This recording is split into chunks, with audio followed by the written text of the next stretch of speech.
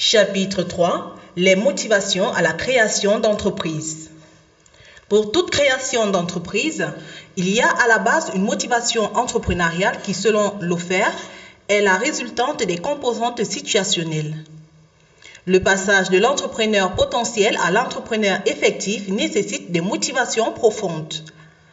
De nombreuses études sur ce sujet montrent que les motivations à entreprendre sont diverses.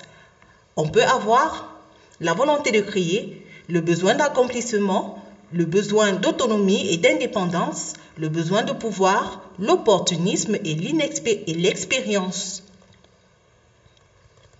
Grand 1. La volonté de créer.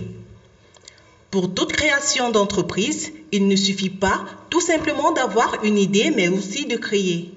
C'est la volonté de l'entrepreneur qui donne naissance à une entreprise. L'action entrepreneuriale se construit avant tout à l'intérieur de l'individu.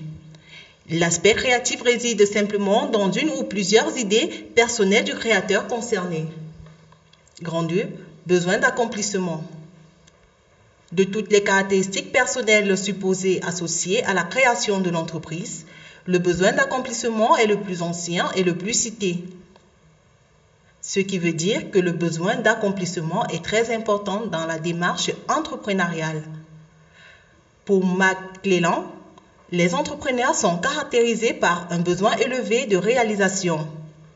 Ils préfèrent établir leurs propres objectifs et les atteindre. Ils ont la volonté de vaincre les obstacles, de trouver des solutions à leurs problèmes. D'autres chercheurs ont démontré que ce besoin n'était pas déterminant dans la création d'entreprises et que les personnes autres que des entrepreneurs pouvaient également le posséder à un niveau plus élevé.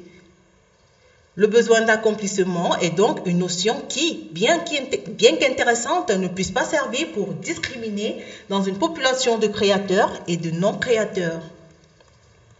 Grand 3. Le besoin d'autonomie et d'indépendance. Certains entrepreneurs créent leur propre entreprise par désir d'autonomie et d'indépendance.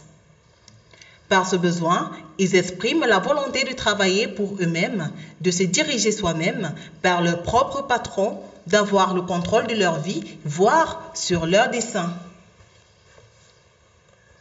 Selon Laufer, cette domination est très récurrente chez les entrepreneurs qui ont expérimenté un haut degré de subordination dans leur milieu familial ou professionnel.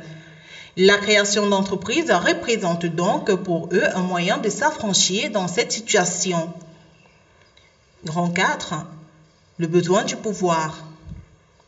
Au-delà du simple désir d'autonomie, on peut également discerner chez quelqu'un une volonté d'accroissement du pouvoir. Par cette motivation, l'entrepreneur exprime un besoin de diriger, d'influencer et de contrôler les autres. Grand 5. L'opportunisme et l'expérience. L'opportunité est l'ancrage, point focal de l'idée dans le besoin du marché. Les conditions favorables et les avantages essentiels font que certaines personnes aillent en affaires par opportunisme. Cette opportunité peut se manifester par essaimage, créer une organisation à partir d'une autre existante. C'est le cas par exemple d'une entreprise confrontée à un problème de sureffectif qui encourage ses cadres à quitter l'entreprise pour créer leur propre affaire ou en mettant à leur disposition les moyens financiers ou des brevets d'invention. L'expérience constitue une grande motivation chez certains individus. C'est ainsi qu'ils vont quitter leur statut de cadre d'entreprise à celui de créateur d'entreprise. Grand 6. Le besoin d'argent. La motivation financière peut sans doute exister chez quelqu'un et elle s'exerce de manière modulée chez certains individus et peut être active au moment d'entreprendre. Ce besoin à lui seul ne peut pas être le motif de création d'entreprise. Les entrepreneurs n'attachent pas d'importance à l'argent gagné que dans le cas où celui-ci fournit un étalon, unité de mesure des réalisations de soi. Plutôt qu'un objectif, l'argent constitue aux yeux des entrepreneurs un moyen d'accomplissement. Le désir de faire fort n'est pas généralement une raison de créer une entreprise.